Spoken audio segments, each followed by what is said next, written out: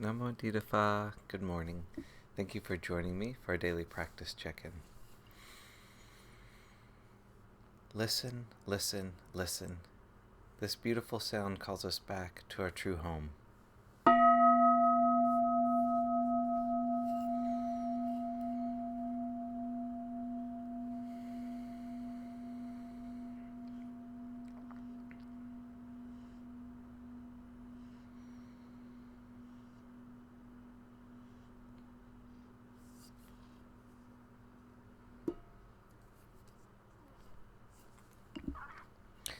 The fifth mindfulness training.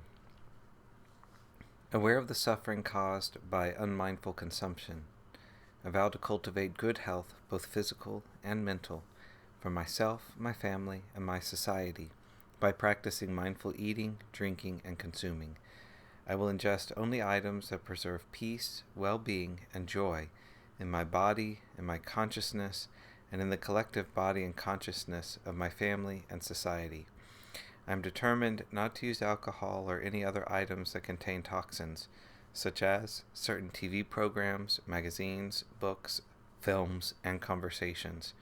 I am aware that to damage my body or my consciousness with these poisons is to betray my ancestors, my parents, my society, and future generations. I will work to transform violence, fear, anger, and confusion in myself and in society by practicing a diet for myself and for society. I understand that a proper diet is crucial for self-transformation and the transformation of society.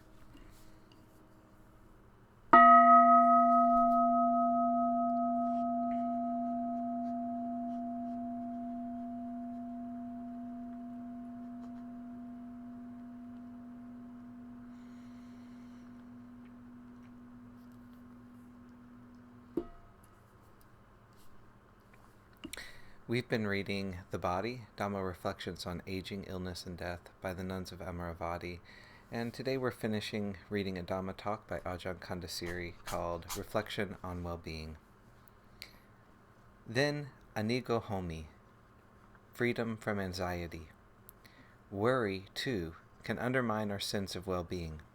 I had good reason to be anxious when my 86-year-old father needed to have an operation under a general anesthetic. It was quite reasonable to feel concerned and anxious about him in hospital. Would he survive the operation? But I knew that worry wouldn't help. It certainly didn't help me, and I had a sense that it wouldn't really help him either. I became interested in the distinction between concern and worry. Worry seemed, and seems to me, to be quite unwholesome.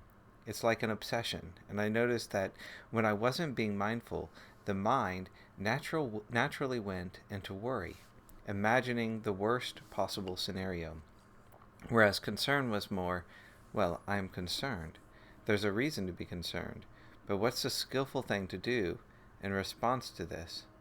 So I decided that whenever the mind was beginning to go into worry, beginning to imagine the worst scenario, I would use my imagination, the power of the mind, to imagine a different scenario. When I learned that my father had been in the operating theater for longer than expected, instead of worrying, I deliberately thought, well, it's a very delicate operation. Probably it's just taking a bit longer, and he's actually making a good recovery. He's doing really well. And as I was on my walking path, I kept thinking, he's doing very well. He's getting better. Rather than, well, maybe he's died, and they'll be telling my mother. Every time that thought came, I deliberately replace it with, actually, he's making a really good recovery. He's doing really well. And in fact, my father made a good recovery.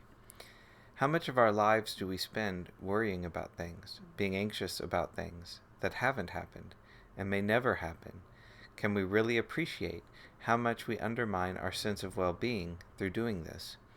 Can we begin to introduce some kind of skillful means as an antidote to worry and anxiety? If your mind goes into constructing worst possible scenarios, you can try instead to imagine the best scenario, totally amazing and wonderful. Doesn't that make us feel better rather than miserable? When I try it, it works really well. These are some of the ways in which we can reflect on well-being. May I maintain well-being in myself. So when we chant these words, it's not just a nice idea. These are reflections that have a lot of guts to them, a lot that we can consider in terms of our own practice, in a very moment-by-moment kind of way. It's not that we're going to avoid every kind of suffering and difficulty. Having been born into this human realm, we have to experience all kinds of things. Pain, sickness, disease, sadness, they come to all of us in due course. What I'm talking about is the kind of suffering that we can do something about, the needless suffering, learning to recognize that and replace it with something brighter and more positive. Then our lives can be a blessing, not just for ourselves, but also for each other.